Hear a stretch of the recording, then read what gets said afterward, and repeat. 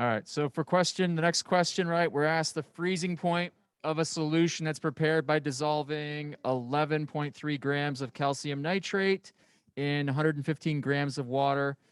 Given the molal freezing point depression constant of water is 1.86. So what do we know? Well, in this case, our change in freezing point is our unknown. That's what we're trying to find.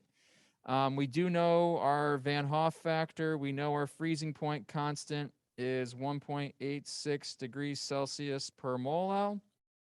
And we have to find our molality. So first, our freezing point, our Van Hoff factor. So calcium nitrate is an ionic compound because it's a metal with a polyatomic, right? So when that ionizes, I'm going to get calcium 2 plus aqueous and 2 nitrates aqueous. So I have three separate things in solution. That's going to give me a Van Hoff factor of 3. Because it's an ionic compound, it's an electrolyte. It goes into solution and it ionizes. So I've got 1 calcium and 2 nitrates for a total of 3 separate things in solution. As for our molality is moles per kilogram of solvent. So we have to find moles. So to find moles, I've got 1.11.3 grams of calcium nitrate. Calcium nitrate is 64 grams per mole. So I've got approximately 0.0689 moles of calcium nitrate. And then to find molality, that's moles per kilogram of solvent. So I've got 0.0689 moles.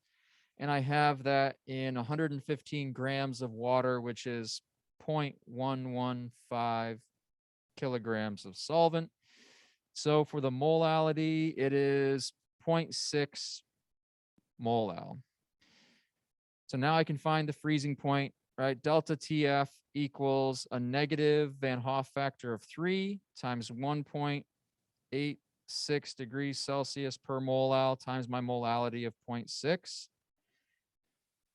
Right? I should get a freezing point of something like negative 3.3 degrees Celsius, 3.34 degrees Celsius. We don't have to subtract from anything there because our normal freezing point of water is 0.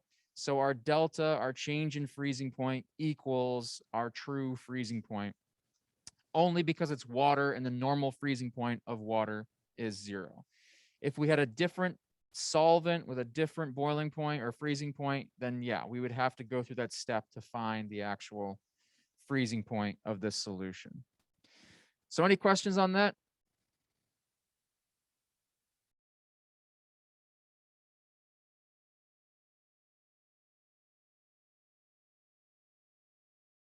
All right, if there aren't any questions, we'll